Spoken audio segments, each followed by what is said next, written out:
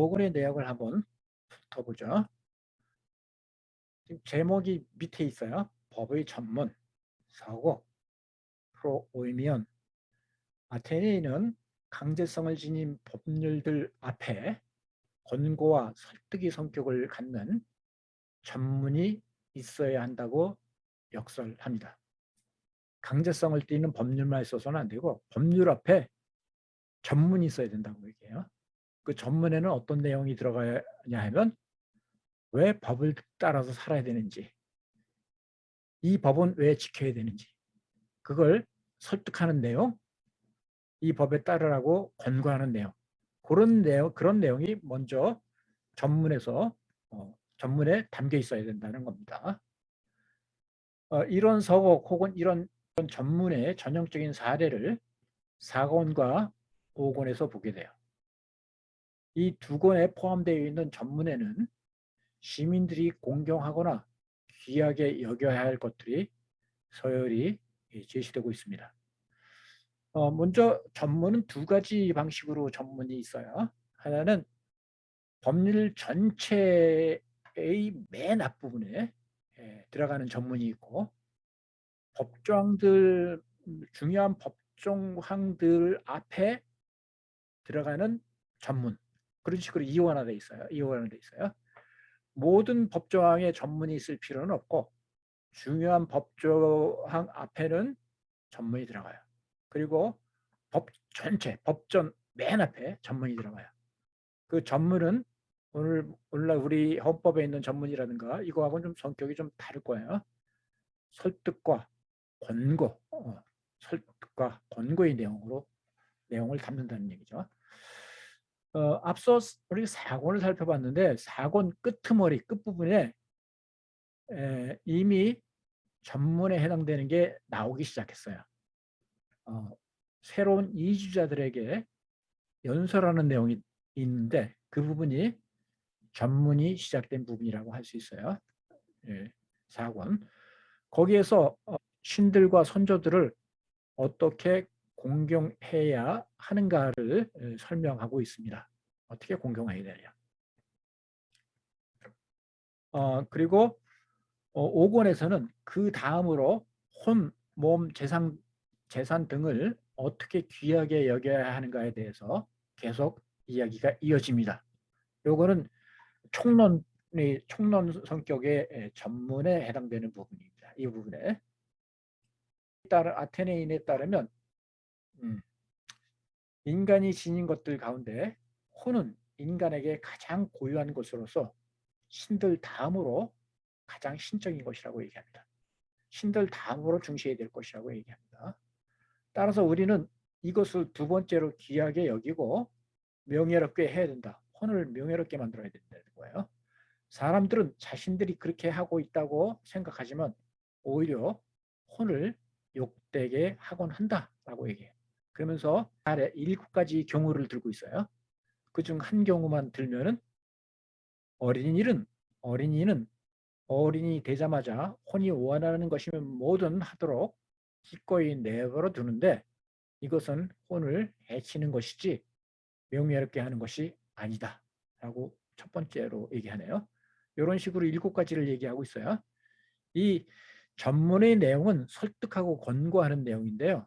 대체로 뭐 교육을 못 받았다 하더라도 이해할 수 있는 내용을 전문에 담아야 된다라고 생각해요. 플라톤은. 근데 물론 전문주 중에서는 전문 철학자들만 이해할 수 있는 그런 내용들도 있어요. 그러니까 전문의 내용은 전문을 읽을 필요가 있는 사람이 어떤 사람이냐에 따라서 그에 맞춰서 전문의 수준을 달리하고 있어요. 사실상. 근데 지금 4권과 5권에서 나오는 총론 형태의 전문은 그렇게 아주 엄밀한 철학적인 논의는 아니고요. 도덕적인 권고 차원의 얘기예요. 도덕 교과서에 남직한 그 내용들을 소개하는 수준이에요. 그래서 일일이 제가 분석해서 소개해 드리지는 않아도 될 것 같아요. 크게 보면 사권에서 신들에 대해서 얘기했고 영혼과 조상, 부모를 공경해야 된다는 얘기가 사권에서 나왔었어요. 그 다음에 5권에서 혼은 영혼에 대해서, 몸에 대해서, 재산에 대해서 어떻게 공경해야 되는지 얘기가 나오는 거거든요. 나오는데 지금 5권에서 신들 다음으로 두 번째로 귀하게 여길 건 혼이다 그랬는데 혼, 영웅, 조상, 부모를 그냥 건너뛰고 얘기했는데 사실 엄밀하게 따지면 신들 다음에 영웅, 조상, 부모를 공경해야 되고 그 다음에 혼 이런 식으로 순차적으로 말할 수가 있어요. 근데 영웅, 조상, 부모 빼고 신들을 공경해야 되고 그 다음에 혼을 귀하게 여기고 그 다음에 몸을 그 다음에 재산을 귀하게 여겨야 된다 하는 서열이 나오는데요. 이런 서열은 나중에 아우구스티누스가 아우구스티누스의 사랑의 윤리학이라는 게 있어요. 아우구스티누스, 성 아우구스티누스. 아우구스티누스가 이런 서열을 받아들여요. 이 서열에 어긋나게 그 귀중히 여기에 대해 순서가 이 서열인데 이 서열에 어긋나면은 비도덕적인 행위를 하게 될 것이라고 얘기를 해요. 이 서열을 그대로 얘기하더라고요. 자, 이런 식으로 중시야에 대해 서열이에요. 우리는 혼보다 몸을 중시한다든가 그런 혼을 욕되게 거예요. 그럼 몸보다 재산을 더 중시한다. 그러니까 몸과 혼을 욕되게 하는 거예요. 네. 그런 식의 얘기를 계속 펼쳐요. 아테네는 혼몸 재산과 관련해 공고들을 하고 이어서 친척, 친구, 동료, 나라, 시민 등을 어떻게 대해야 하는가에 대해서 이야기를 합니다. 그 콜콜한 얘기는 생략하겠습니다. 그리고는 각각의 사람이 삶을 최대한 훌륭하게 영위하려면 어떤 성격의 사람이 되어야 하는가 하는 문제도 살펴봅니다. 전문에 해당되는 부분에서. 이렇다면 훌륭한 삶을 살기 위해서는 진실한 사람 혹은 믿을 만한 사람이 되어야 하고 어떤 불의도 저지르지 않는 사람이 되어야 한다. 라고 얘기합니다. 이런 식의 얘기가 쭉 전개됩니다. 그리고 즐거움과 고통 및 욕구와 관련해서 여러 삶의 유형들을 비교하고 이로써 법의 전문에 해당하는 이야기는 마칩니다. 철학적으로 깊은 얘기들은 아니어서요. 이건 건너뜁니다. 제가 뭐 전문만 가지고 집중적으로 분석하기도 했어요. 그런 논문도 낸 적도 있는데 거기선 철학적인 내용, 덜 철학적인 내용, 여러 단계의 수준의 얘기들이 나옵니다. 그리고 대부분의 사람의 혼에는 본래 가장 큰 악이 내재해 있으며 여기서 자기에 관한 얘기가 나와서요.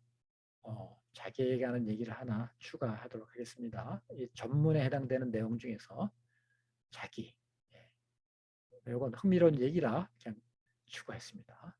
대부분의 사람의 혼에는 본래 가장 큰 악이 내재해 있으며 이 악을 각자는 스스로 용서하며 어떤 대책도 세우지 않습니다. 이 악, 우리 혼에 있는 이 악에 대해서는 사람들이 하는 말에서 알 수 있습니다. 그들은 인간은 누구나 본성상 자신을 사랑하며 그래야 한다는 것은 옳다고 말하죠. 사람들은 이렇게 말한다는 거죠. 자신을 사랑하며 사랑해야 하고 사랑해야 한다. 실상 각자가 그때그때 저지르는 모든 잘못의 원인은 과도한 자기애입니다. 사랑하는 자는 사랑하는 대상에 대해 눈멀기 때문입니다. 그래서 그는 정의로움과 좋음과 아름다움에 대해 그릇된 판단을 내리게 됩니다. 자신의 것을 진리보다 늘 더 귀하게 여겨야 한다고 생각하기 때문이다. 우리는 잘못을 향하고도 자기 합리화라든가 자기 변명을 많이 하고 그러잖아요. 그런 걸 문제 삼는 것 같아요. 일단 여기서 자기애가 문제라고 그러는데 자기의 그래요. 자기의 긍정적인 의미의 자기애도 있어요. 물론 그렇죠? 자기의 긍정적인 의미. 여기서 지금 문제 삼는 건 과도한 자기애를 문제 삼는 겁니다. 큰 사람이 되고자 하는 이는 자기 자신이나 자신의 것이 아니라 정의로운 것들을 좋아해야 합니다. 그것들이 자신에 의해서 수행되든 다른 사람에 의해서 수행되든 말입니다. 바로 저 잘못에서 자신에게 있는 무지를 지혜로 여기는 일이 모든 사람에게 생깁니다. 그래서 우리는 거의 아무것도 모르면서 모든 것을 알고 있다고 생각하게 됩니다. 네. 또 우리가 할 줄도 모르는 것을 다른 사람이 행하도록 맡기지 않기 때문에 우리 자신이 그것을 행하다가 우리는 불가피하게 잘못을 저지르게 됩니다. 그래서 모든 인간은 과도하게 자신을 사랑하는 것을 피해야 하고 대신에 자신보다 뛰어난 자를 항상 쫓아야 하며 이렇게 하는데 어떤 수심도 앞서서는 안 됩니다. 플라톤이 가장 우려한 건 이 자기 이해로 인해서 무지 상태에 있는 걸 가장 염려했던 것 같아요. 그 자기로 과도한 자기로 인해서 자기가 무지한데도 지혜롭다고 판단하고 자기 판단만 맹신하고 그런 걸 우려했던 것 같습니다. 더 나아가서 일단 그 전문에 해당되는 얘기를 쭉 한 다음에 아테네인은 옳은 분배에 대해서 얘기를 합니다. 분배 얘기를 해요. 자, 새로운 이주지를 건설하는 우리는 땅과 빚 및 재산 분배 이런 문제와 관련한 무섭고 위태로운 분쟁을 피했다라고 얘기해요. 이게 기존에 오랜 세월에 걸쳐서 존속했던 나라라고 한다면 땅 문제, 빚 문제, 뭐 재산 분배 문제 이런 문제들이 막 누적되고 지엄켜 있고 그랬을 거라는 얘기예요. 근데 다행히 지금 아테네는 새로운 이주지를 건설하는 시점에 있기 때문에 이런 문제들, 누적된 이런 문제들이 없는 상태라는 얘기죠. 그래서 오래된 나라가 이 분쟁과 관련해 입법을 하도록 강제를 받는다면 기존 상태를 변경 없이 놔둘 수도 그렇다고 어떤 식으로 변경할 수도 없는 상당히 어려운 문제라는 거죠. 예. 근데 아주 다행이라는 겁니다.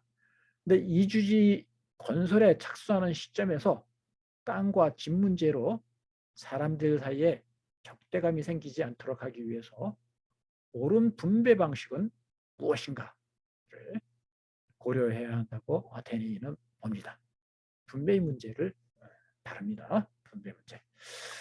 자, 일단 뭐 땅, 뭐 재산, 땅이나 재산 문제, 이 문제 플라톤은 이데 하나 얘기한 사람이고 덕을 얘기하는 사람이고 그래서 이걸 소홀히 다룰 것 같지만 여기에 관심을 많이 기울입니다. 요 문제들이 잘 매듭 지어져야지 우리가 더 깊게 살 수 있거든요. 네. 여기에 좀 휘말리지 않게 그러기 위해서 여기 신경을 많이 써요. 땅, 재산 이런 문제에 관련해서. 그래서 이런 문제에 관련해서 또 분배에도 신경 쓰고 플라톤이 그럽니다. 이런 신경은 우리 플라톤이 국가에서도 볼 수 있고요. 법률에서 다시 보게 되고 그러네요. 이 문제와 관련해 다음으로 아테네인은 땅의 크기와 시민의 수와 분배에 대해서 논합니다. 땅은 크기는 얼마나 돼야 되고 시민의 수는 얼마나 돼야 되고 어떻게 분배해야 되느냐 이런 논의를 한다는 겁니다. 먼저 땅은 일정 수의 절제 있는 사람들을 먹여 살리기에 충분한 크기면 되고 그 이상은 필요하지 않다고 보는 겁니다. 예. 오늘날 하고 오늘날 사람들의 판단하고는 달라요.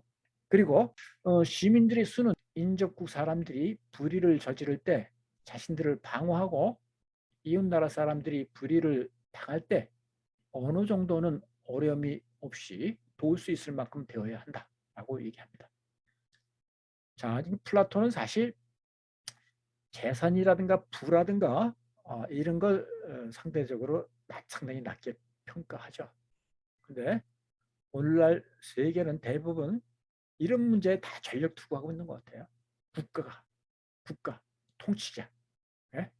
그리고 시민들도 마치 크게 부자가 되면은 더없이 행복하고 좋은 삶을 살 수 있는 것처럼 그렇게 추구해요. 자, 우리나라가 지금 선진국이 됐잖아요. 대망의 선진국이 됐어요. 선진국에 대해서 옛날에 비하면 엄청난 물질적인 풍요를 누리고 있죠. 근데 여전히 우리는 배고파요. 더더를 요구하고 거기에 총력을 다 기울여야 될 뭐다고 대선 후보들도 그렇게 보는 것 같아요. 그거 무엇보다도 일차적으로 중요하게 생각을 해요. 근데 문제는 이게 물질적인 풍요 이게 다가 아니다는 것 갖다가 보여주는 대통령이 있었는데 미국의 오바마 대통령 같은 사람은 그런 문제의식을 가져요. 물질적인 풍요가 다가 아니다라는 문제의식을 가져요. 이게 진짜 우리가 물질적인 풍요 거기에 우리가 집중하고 있는데 우리가 놓치고 있는 건 아닐까? 이런 문제의식을 가지고 있어요. 그런 문제의식을 아주 단적으로 보여주는 철학자가 플라톤 같은 사람이죠. 먹고 사는 거 이게 다가 아니라는 거죠. 이건 필요 조건일 뿐이에요. 예, 그리고 사람 수와 관련해서는 시민의 수를 얼마큼 해야 되느냐는 사실 실사를 하고 막 그래야 되는데 논의를 위해서 실사 없이 잠정적으로 사람 수를 정해요. 특히 어떤 수? 땅의 할당분을 받을 사람의 수를 5,040명으로 정해요. 이건 인구수가 아닙니다. 땅의 할당분을 받을 사람의 수예요. 한 가구에 한 사람만 받을 수 있어요. 가장만 받을 수 있어요. 그런 거예요. 한 가구의 인원이 더 많을 수도 적을 수도 있어요. 가구 수이면서 할당분을 받을 사람의 수예요. 이렇게 정해요. 그 다음에 이에 기초해서 더 논의가 전개되는데 그 타임에 최선의 나라와 차선의 나라를 플라톤이 구분을 합니다. 첫째가 하는 나라와 둘째가 하는 나라를 구분합니다. 이 논의도 상당히 중요한 논의고 맥락이 있는 논의입니다.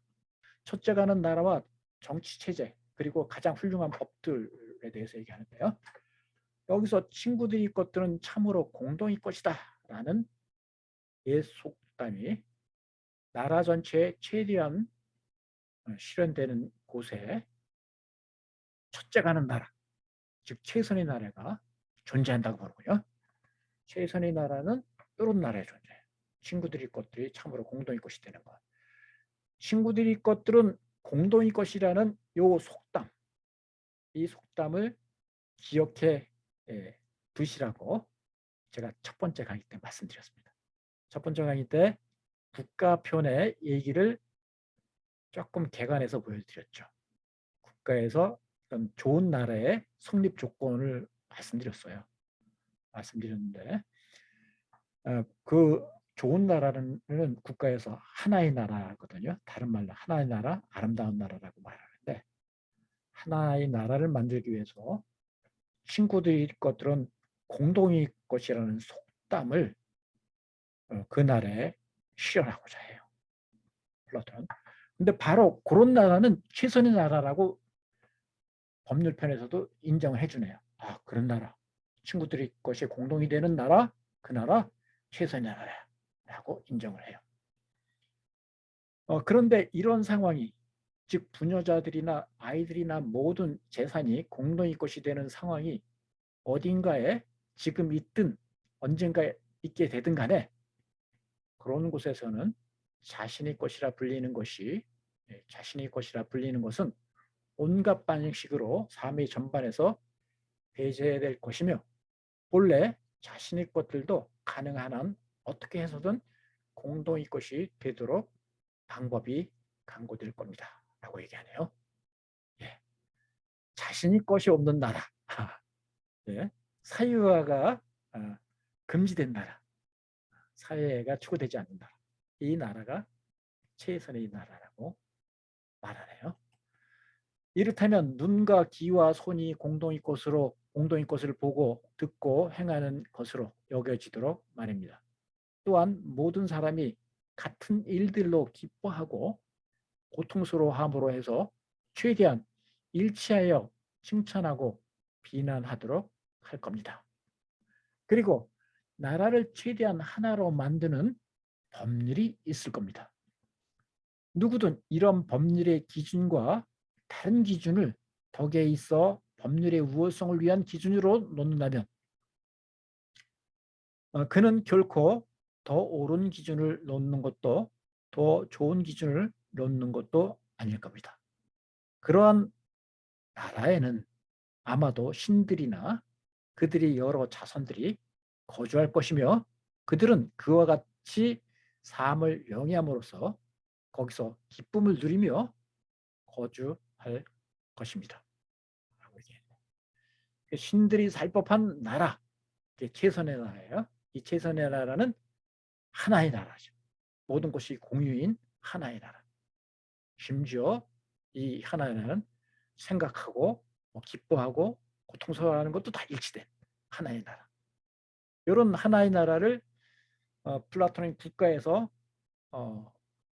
하나의 나라라는 말을 쓰면서 하나의 나라를 추구했고, 그걸 어떤 예를 들어서 했냐면 손가락의 비유를 들어요. 우리가 하나의 손가락이 아플 때 온몸이 아프듯이 국가의 한 구성원이 아플 때 온 나라가 같이 아파해주는 나라라고 해요. 그러니까 일부가 고통스러우면 모두가 같이 고통스러워하는 거. 그리고 한 부분이 한 사람이 기뻐하면 같이 기뻐하고, 같이 똑같은 걸 보고 느끼고 뭐 이런 나라. 이 나라나 이 하나의 나라는 아무런 갈등도 없는 나라일 겁니다. 이상적이죠. 이런 나라가 일단 최선의 나라라고 플라톤은 아테네인은 말합니다. 그러므로 적어도 정치제의 본은 다른 데서 찾아서는 안 됩니다. 이 나라를 붙들고 최대한 그와 유사한 정치체제를 힘 닿는 한 추구해야 합니다라고 얘기하네요. 자, 앞에 그린 최선의 나라가 그 나라, 그게 국가를 건설하는 사람들은 그 나라를 본으로 삼아야 된다는 얘기죠. 뭐 건설하는 나라건 아니면 현존하는 나라건 어떤 나라든 그 최선의 나라를 붙들고 최대한 그와 유사한 정치 체제를 힘닿는 한 추구해야 한다.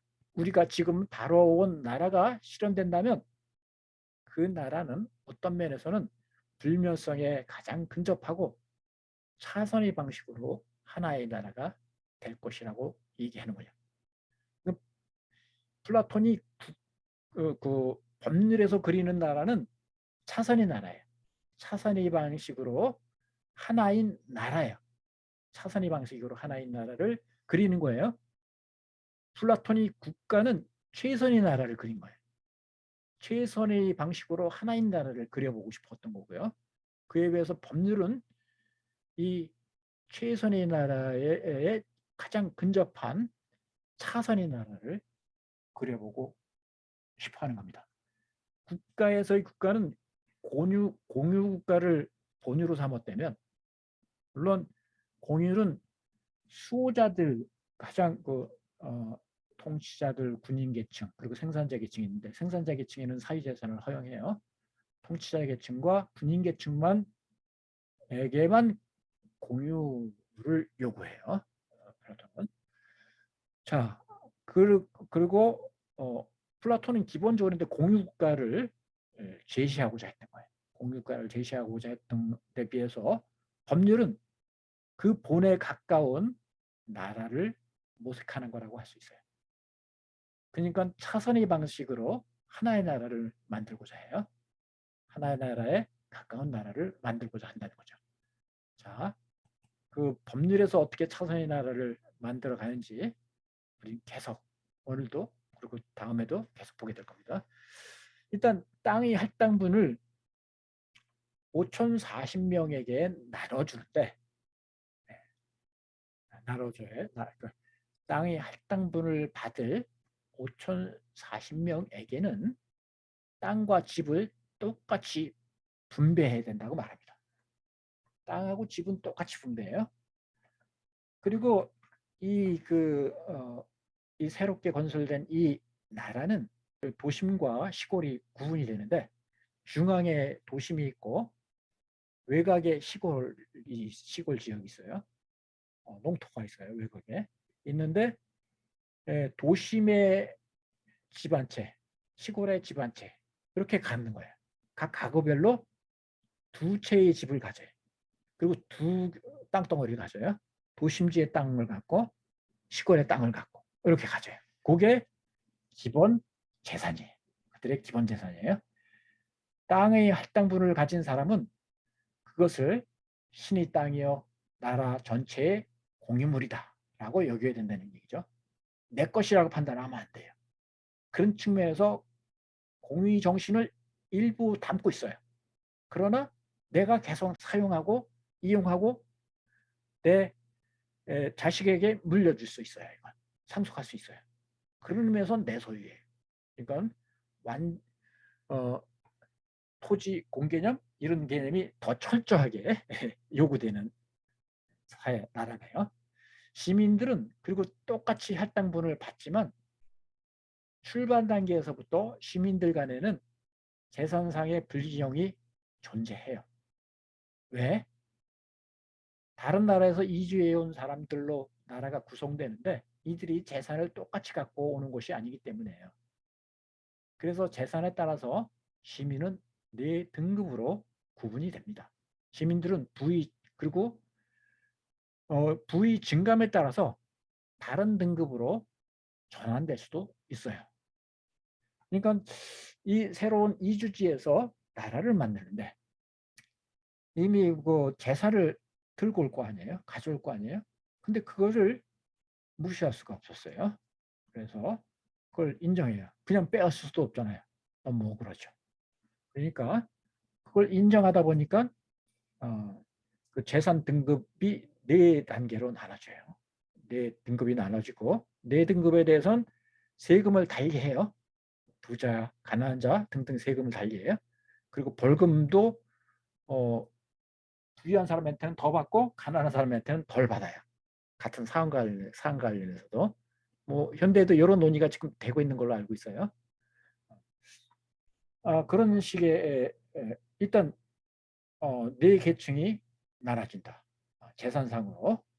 그래서 불균형은 있다. 말하는 거예요. 그런데 기본 재산은 똑같이 이제 분배해 준다는 거고요. 그 두 번째, 할당분은 상속할 수 있지만 매매할 수는 없어요. 이건 공동의 자산이니까 매매할 수는 없어요. 처음에 분배한 적도에 맞는 재산의 수준과 규모를 사거나 팔거나 해서 손상시켜서는 안 된다고 얘기해요.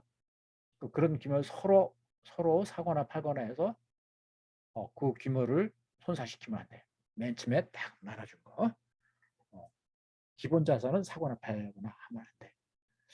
그러니까 이 지금 플라톤이 그려본 이 나라에서는 집 없는 사람, 땅 없는 사람은 없어요. 모두 다 집과 땅을 가지고 있어요. 기본 자산을 가지고 있어요.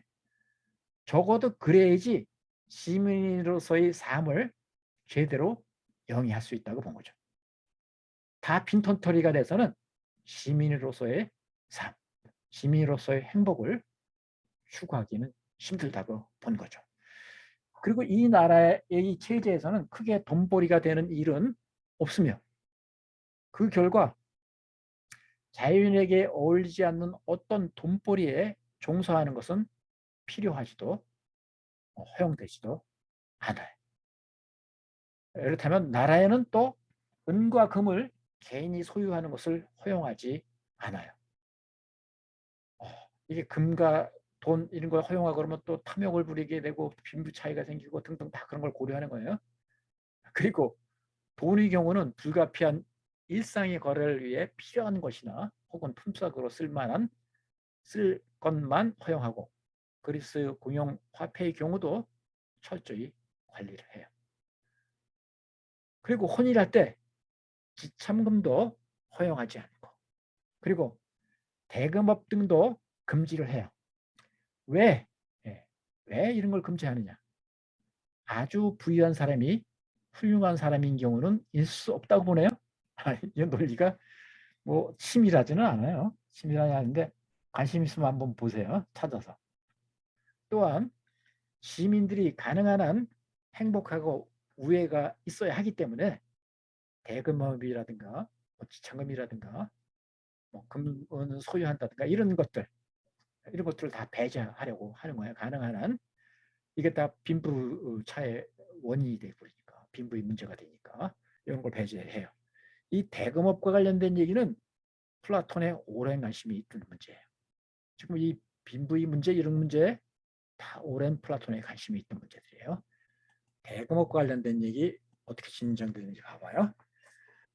국가 8권에선 플라톤이 과두정을 비판하거든요. 과두정을 비판하는데 과두정은 과두정은 뭐냐면 금권정을 과두정이라고 부르는 거예요. 금권정. 여기에 관직에 오르려면 돈이 많아야 돼요. 돈 많은 사람만 관직에 오를 수 있는 정치 체제가 과두정이에요. 근데 이 과두정은 민주정 안에도 포함되어 있어요.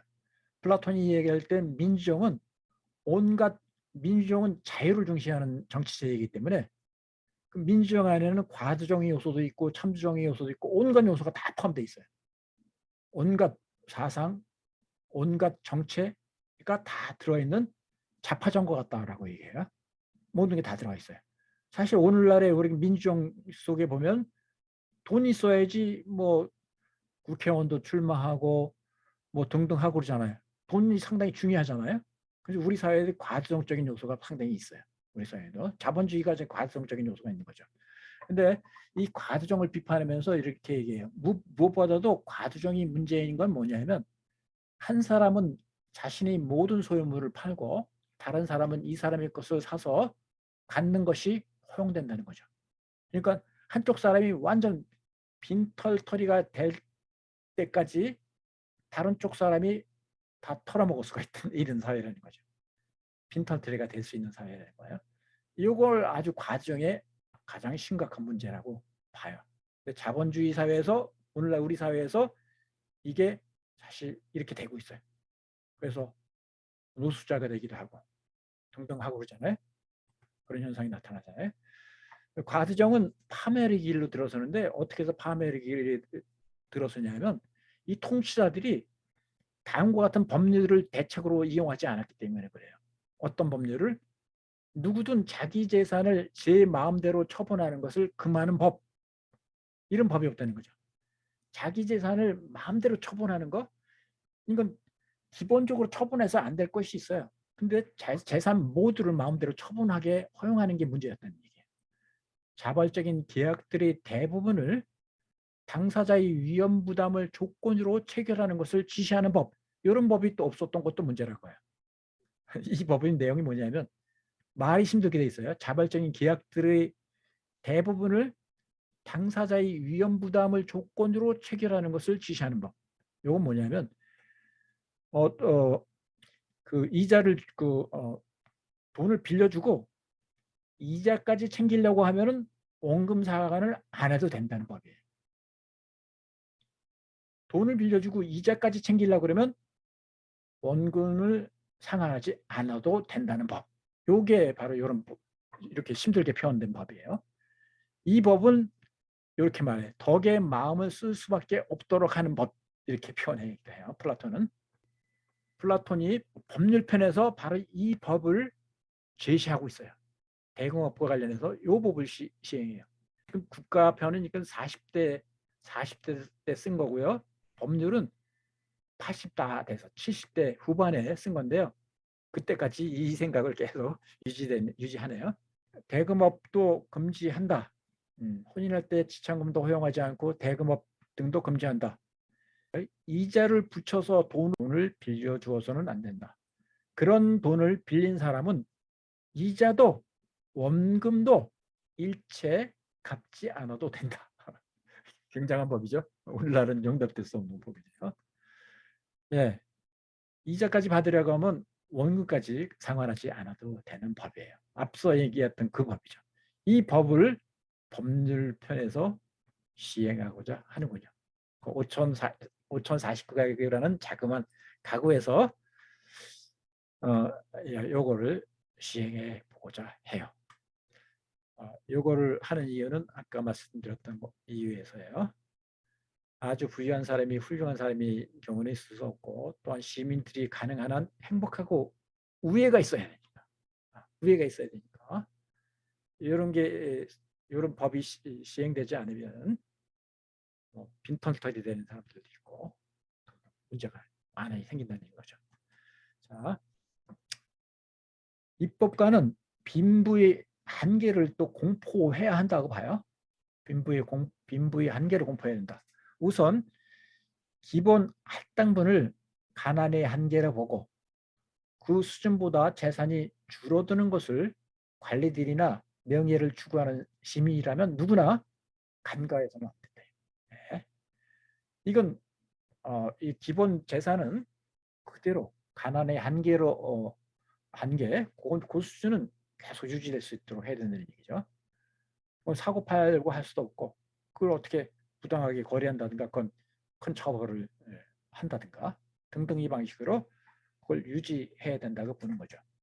그리고 기본 활동분을 척도로 삼아서 그것의 2배, 3배, 2배, 3배 그리고 4배까지 개인들이 갖는 것을 허용한다는 겁니다.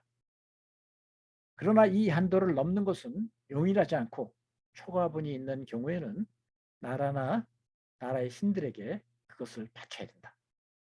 라고 보는 거죠. 국가가 차지해야 돼요. 예, 아무리 부유해도 기본 할당분 그것이 4배를 넘어서는 안 된다는 얘기예요. 오늘날은 생각할 수 없는 일이죠. 이건 인권 침해죠. 인간의 자율권을 침해하는 거죠. 용납될 수 없는 거예요. 우리는 오늘날의 기준으로 1대4라는 기준이 맞느냐 이렇게 그 플라톤의 텍스트를 읽으면 안 될 것 같아요. 플라톤은 오늘날 시대를 살면서 이런 걸 제안한 사람이 아니잖아요.